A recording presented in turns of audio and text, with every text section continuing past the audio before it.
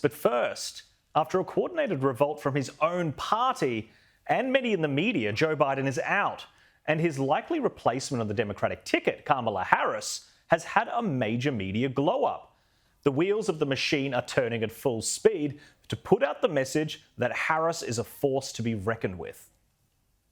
I'm jumping out of my seat over here watching this. I think people have been thirsting for this. And I'll just say this, and I'm with Tim. I'm jumping out of my seat higher than you, my brother. I'm just going to say that. There was a twinkle in her eye. There was a kick in her step that, when you're vice president, you're not loose. You can't, there's somebody above you. There's somebody, you don't want to overshadow them. And this was quite the coming out. And I got chills when she said, Donald Trump, I know your type. I was blown away. I kind of fell in love with her. I thought she was smart, engaging. She's funny, feisty, twinkle in your eye, punch you in the gut. I mean, everything you kind of want. And I just thought it was a great, great opening act. She looked completely comfortable tonight with the words she was speaking. They felt organic and genuine. But there's also something a little bit insidious going on with Harris and the media. There is an attempt to rewrite history and airbrush her shoddy record of border control while in office. So-called fact-checkers at Axios were left red-faced after their fact-check was labelled misinformation. They wrote the Trump campaign and Republicans have tagged Harris repeatedly with the border czar title, which she never actually had. Eagle-eyed users were quick to dig up reporting by Axios itself, which included lines like this. The number of unaccompanied minors crossing the border has reached crisis levels. Harris, appointed by Biden as border czar, said she would be looking at the root causes that drive migration. Now, it is offensive and Orwellian to lie so brazenly, and Axios was not alone in this lie.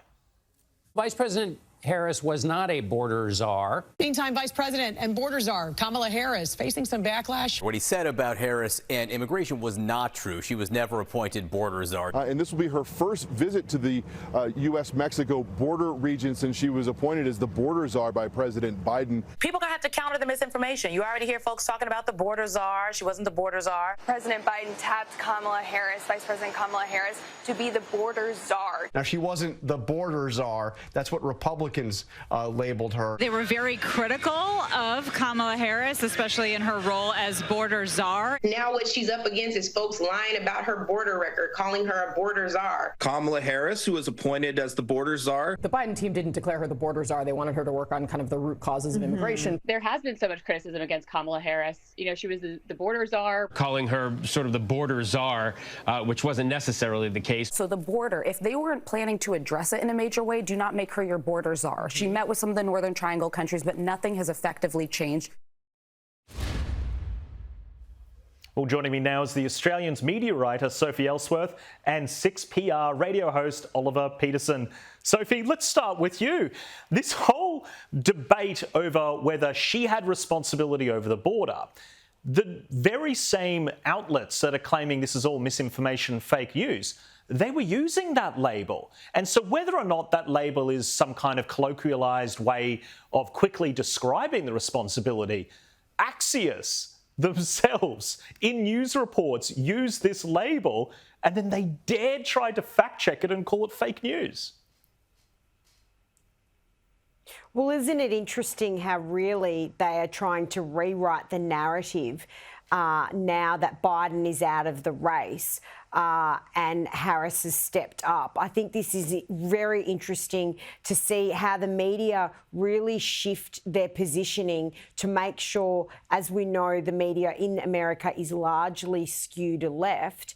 And so if they want to try and support Kamala Harris, they need to shift the narrative. And I think we'll see more of this type of reporting and commentary in the lead up to the presidential race in November. Yeah, well said. Oliver, welcome to the show. Thanks for coming on. With the border debate that's happening in the US media, is it just a bit semantics exactly what her title was? Because, I mean, there were official press releases going out by the White House saying that her job, this main responsibility, is going to be to deal with immigration and the border crisis. does it really matter what the official title was? Well, clearly it does to the Democrats, doesn't it, Jack? Because 64 days into the presidency of Joe Biden, he asked Kamala Harris to go to Mexico, to go to the South American and Central American countries to find out what the root cause of the migration issue actually was. So whether or not it's a border czar, as is obviously the term which is once again bouncing around in the United States, Axios, as you mentioned there, Jack, they use the term themselves, and once they fact-check themselves, go, oh, no, we shouldn't have used that term, but we have been for years. Clearly, this is going to be a sticking point for Kamala Harris and the Democrats because, of course, every policy decision that was made by Joe Biden over the last 3.5 years is tied to Kamala Harris, and she has to expect that. So it's interesting that they can automatically see that this is going to become a major issue in the presidential election race in the United States. Donald Trump, 3 days after, obviously, she was going to be appointed, and we still don't have that official, but we take it to the bank. She will be, obviously, the Democratic candidate. He's come out swinging, and he has made migration a major issue, which we expected him to do so, but he's very quickly tied Kamala Harris to those decisions of Joe Biden. So, look, I think we look at the parallels between the US and obviously here in Australia with migration being a major issue for both political parties in the United States as it is here in Australia, and they can see that there are some weak points here for the Democrats. So there's no clear air for Kamala Harris, and she's running out of time, isn't she? Because we go to the election in the US later this year. She's only got a matter of months to try and stamp her authority on where she is in regards to the moves that she made as the czar on migration. So it's a tag that's not going to go away, and it's an issue that she needs to explain and explain thoroughly, and what her response is going to be. Migration issues are massive in the US, and this is going to dominate the discussion, as Sophie says now, for the next couple of months. Oliver raises such a great point. The fact that they're trying to shy away from this, despite all evidence to the contrary, I don't think it's going to help them, because it does raise the question, well, what was she doing? If she wasn't actually doing this thing that she was supposed to be doing, what was she doing? But let's move on, because Joe Biden finally fronted the cameras to explain why his presidential campaign had ended, but it didn't give many people comfort. We've come so far since my inauguration. On that day, I told you, as I stood in that winter, we stood in a winter of peril and a winter of possibilities. When Ben Franklin was asked, as he emerged from the convention going on, in this moment, we can see those we disagree with not as enemies, but as fellow Americans. But even though Biden has stepped aside, he still thinks he has what it takes to be president for the next few months. And those leftist journalists who turned on Biden so that they could install Kamala Harris have stopped talking about this. Now, let's bring the panel back in. Oliver, there's a few things, a few points I would make about this. The way that the media turned on Joe Biden after that debate, it was shocking to a lot of us who had been pointing out a lot of these cognitive issues for months, if not years, particularly at this network. And then for them to just abruptly turn around and say, well, it's all over, he can't do it. Now that they've got their desirable candidate, now that there is an advantage to play there with Kamala being there in his stead, they're not really saying that he doesn't have what it takes to stay as president over the next couple of months. Do you think that's fair? Do you think that he does demonstrate that he should be there? Or do you think that if they were telling the truth, he probably should hand the reins over to her immediately? Yeah, absolutely he should, Jack. It's sad, isn't it? When you hear that clip, you're almost sitting on the edge of your seat saying, Joe, what are you going to say? And are you going to be able to finish this sentence? And he is, the leader of the free world. That's what's particularly almost sad about this. And I say that word deliberately there, Jack, because the Democrats have tied themselves in knots over the fact that they turned on Joe Biden after we saw particularly that very poor debate with Donald Trump just a matter of weeks ago now, that all of a sudden they were prepared to throw him onto the scrap heap. They should have done it 12 months ago. And when they do it, and when they've done it, they should have installed Kamala Harris immediately. Because if he's not fit enough to be able to run for president again in November of this year, he's not fit enough to be president right now.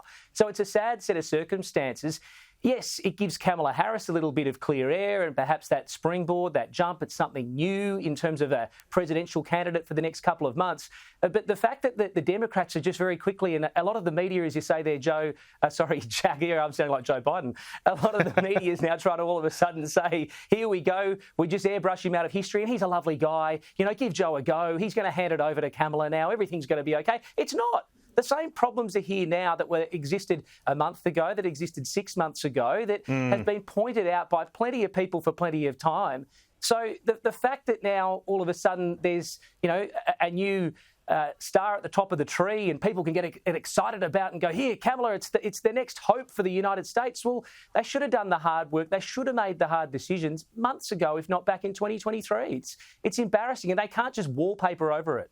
Yeah, Sophie, it's disgraceful of the media class over in the US. Obviously, there are some exceptions of people that have been prosecuting this line of questioning for a while.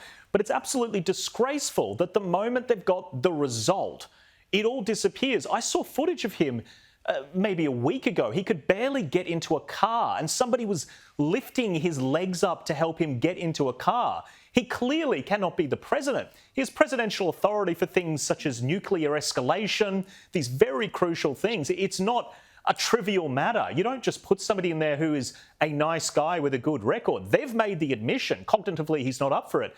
But then why have the media stopped pressing for him to step aside? I think because he was so defiant for so long and he was refusing to go. But there was endless stories in certain quarters of the media that showed his what many would say was pretty fast decline in recent years.